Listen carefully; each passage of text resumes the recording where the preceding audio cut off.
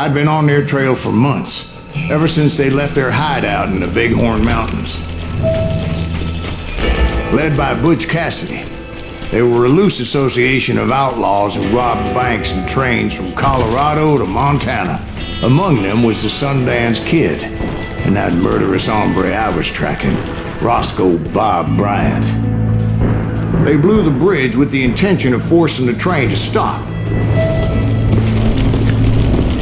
Well, I assumed the Wild Bunch was likely in the still intact part of the train high above. I was determined to make that sumbitch Bob pay for what he did to my brothers.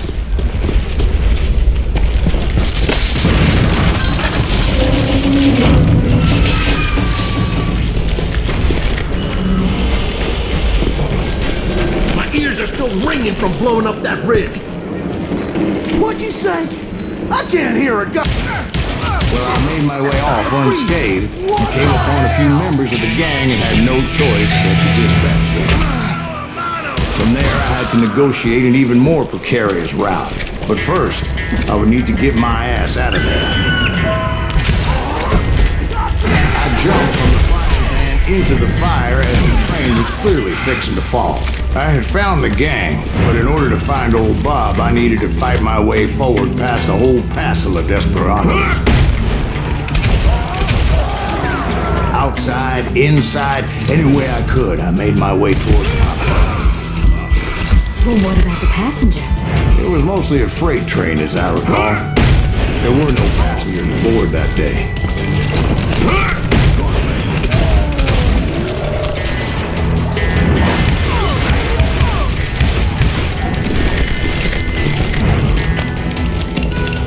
As I mentioned before, I am not fond of heights. But I was too busy dodging bullets to worry about falling to my death. Odds were I was likely to die that day anyway. So I was determined to take down as many of those bastards as I could.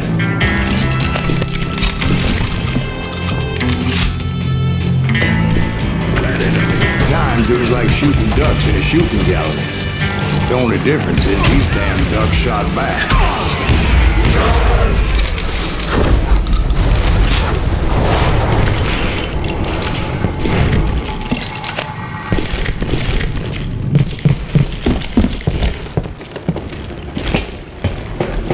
I kept hoping the law would show up and give me a hand. You mean like that giant Pinkerton posse that I read about?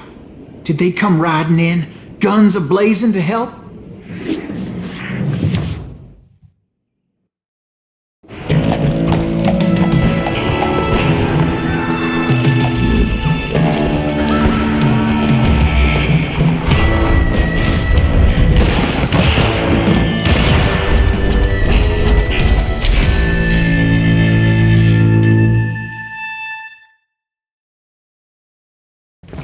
Help? From the Pinkertons? No, son. I had to fight the Wild Bunch all by my lonesome, as usual. Who the hell is that?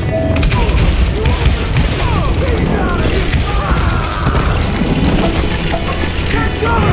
Retreat! Retreat! He's killing everybody! You see him?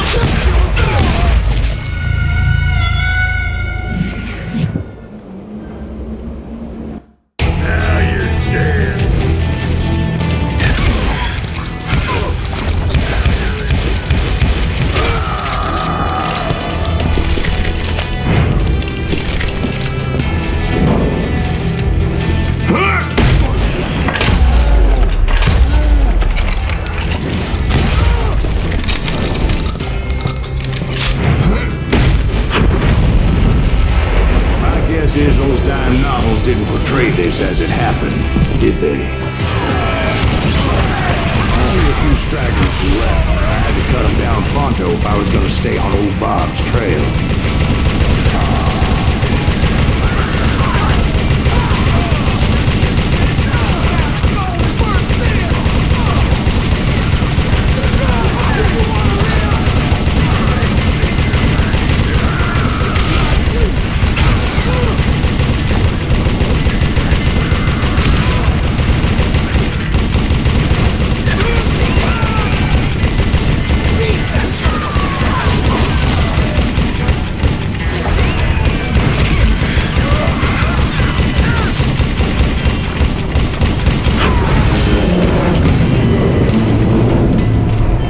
Once I silenced all those guns, I went searching for my nemesis, determined to finally have my justice. But the only survivor who welcomed me was George Flat-Nosed Curry. Who was he? The fastest gun in the gang. Right after Sundance, I mean. And Kid Curry, and maybe Elsie Lay. Though some folks might dispute that.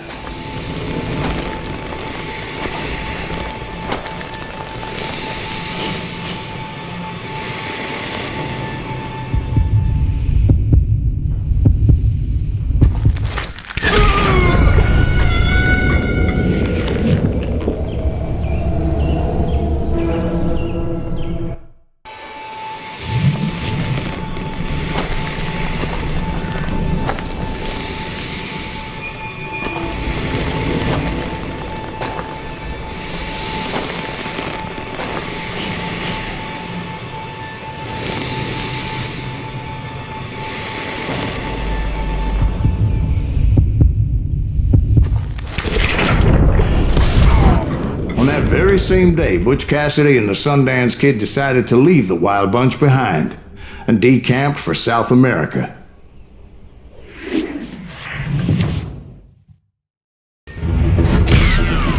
They ended up living down there for many years, but I'm sure you already know all about that.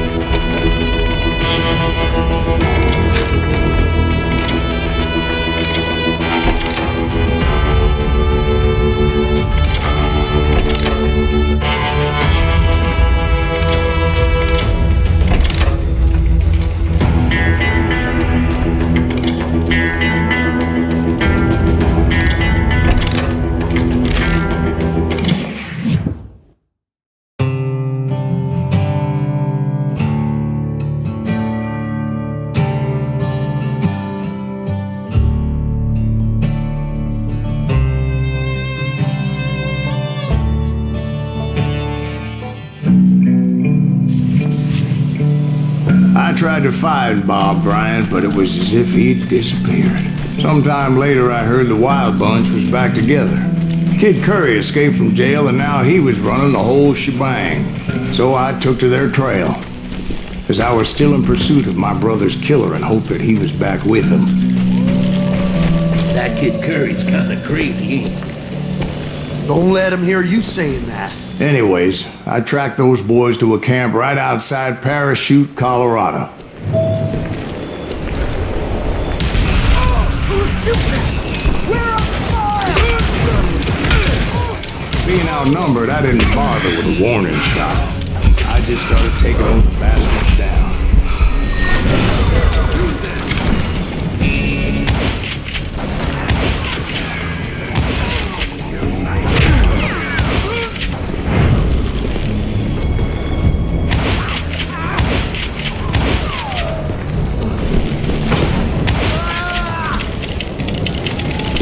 Old Bob wasn't among them, and neither was Kid Curry. I could sense him close by, however, plotting something nasty. I just needed a clue as to their whereabouts.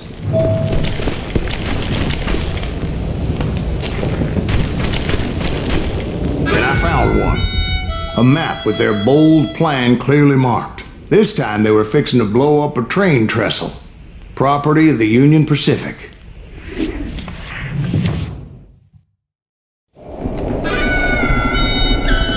The plan clearly indicated how they were fixing to undermine several of the weakest wooden supports.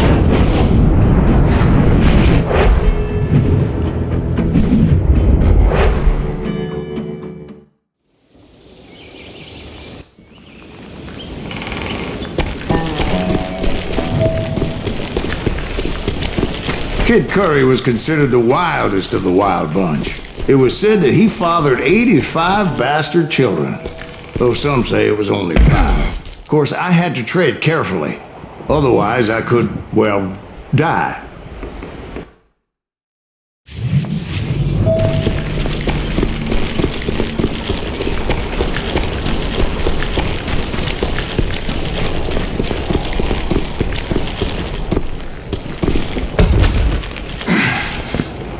Kid Curry had bragged to a whore how he was gonna rob a train heading to the U.S. Mint in Denver. And that whore, Fat Sally, she told me.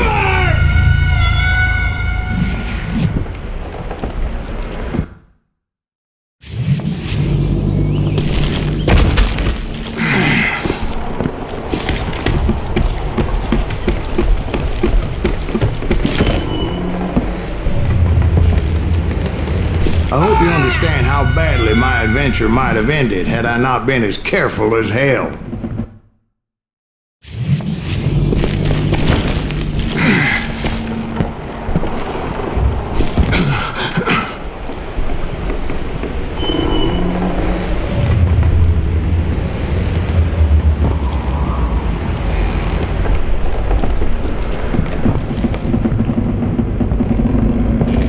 The bridge was rigged with dynamite, so I decided I'd best be careful confronting those bastards. A moment later, I saw a ladder that somehow had escaped my attention.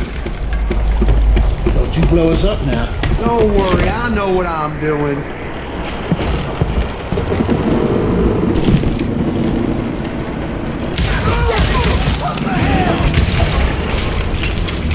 But the Wild Bunch did not take kindly to my presence and attempted to blow my head off.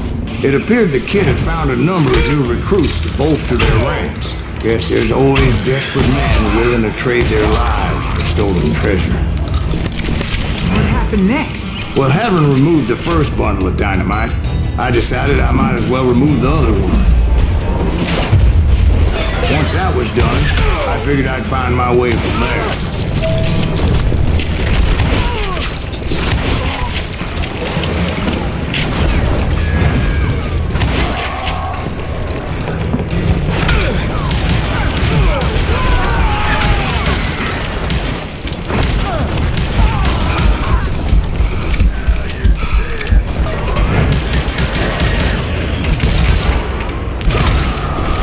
What happened then? Had to remove more of that damn dynamite.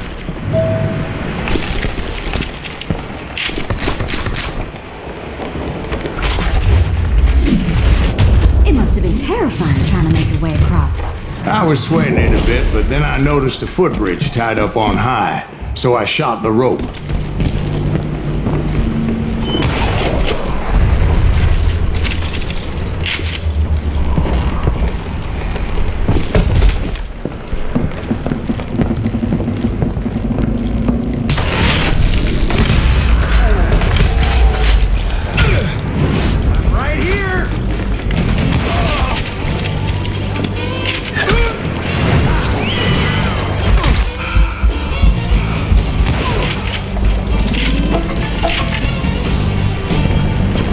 So that was all the dynamite?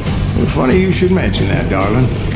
As actually there was a fourth charge impeding my progress. Once I removed it, my path was pretty clear.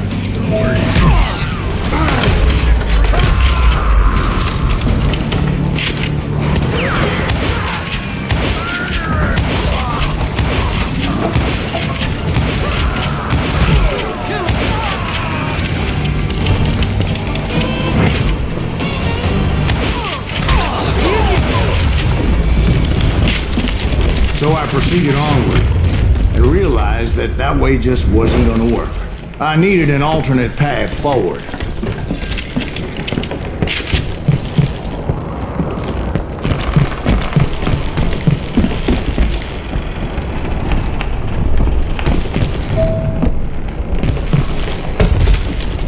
It's truly amazing I've made it this far in life, considering how many times I've danced with death.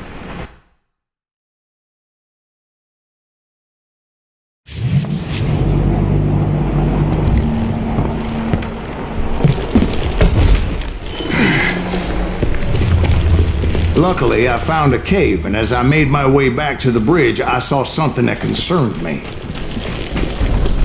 There was a long burning fuse, and it was moving fast as hell.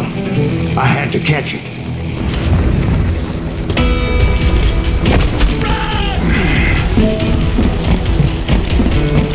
The burning fuse was so damn quick, I had to run like the wind.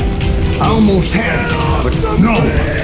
Thought I was gonna have a coronary when I lost sight of those sparks. My heart was pounding like a sledgehammer.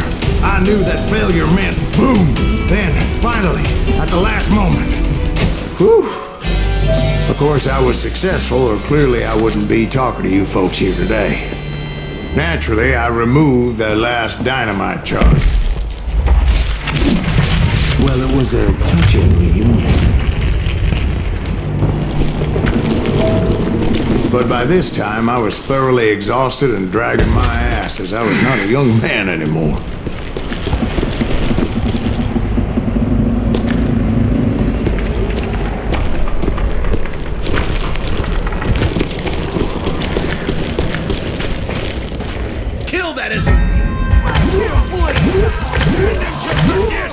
Finally, I found those boys, or more precisely, they found me.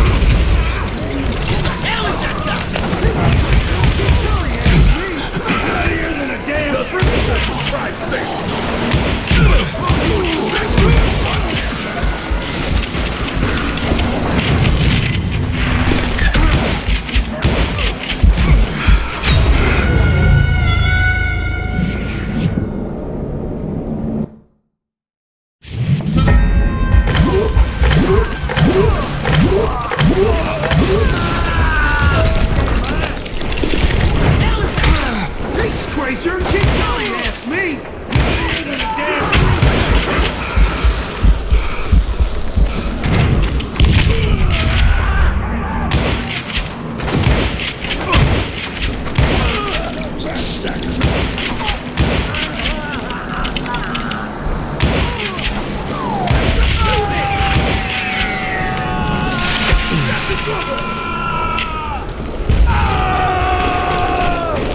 Just when I thought things couldn't get worse, Kid Curry opened up on me with a goddamn Gatling gun. It was hidden in this tunnel and pretty well shielded.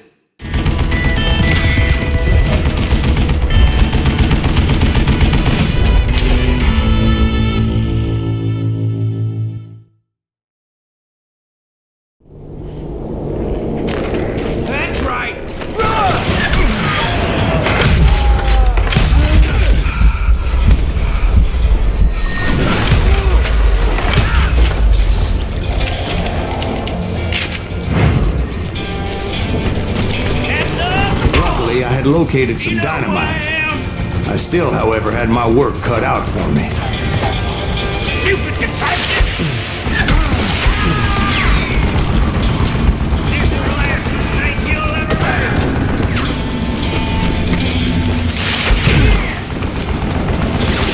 God damn it, I need some help here! Come on, boys! These fat bastards!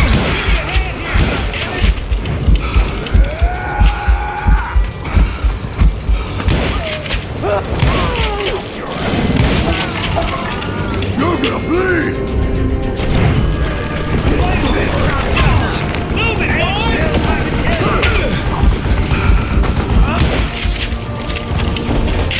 You can't hide forever!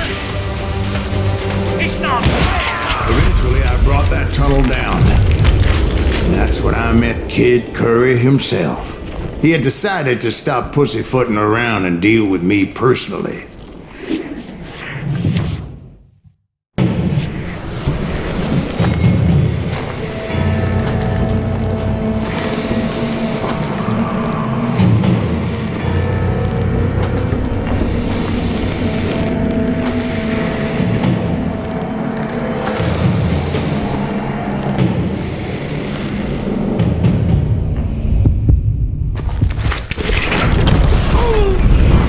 As he was, I was just a bit faster.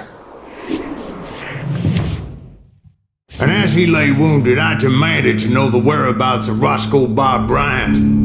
He shouted at me, "Is that what this is about?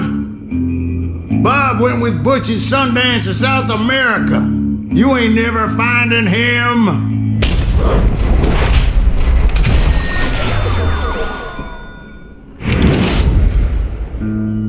Those were his last words.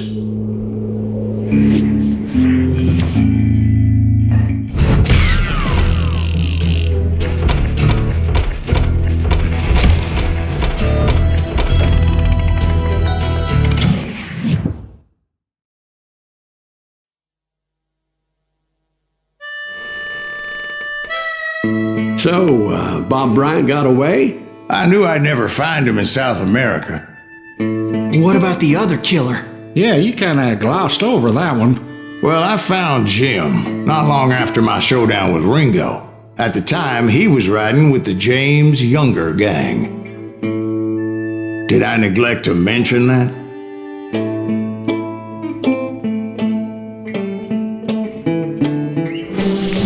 Jesse James? The greatest outlaw who ever lived? Jesse and his kin rode with Quantrill when he raided Lawrence, Kansas, and killed near 200 people, boy. Nothing great about that. And from there, him and his brother went on to rob banks and trains from Kansas to Missouri. Which is why there was such a rich bounty on their heads. 40 grand for both of them, dead or alive. That's one hell of a payday.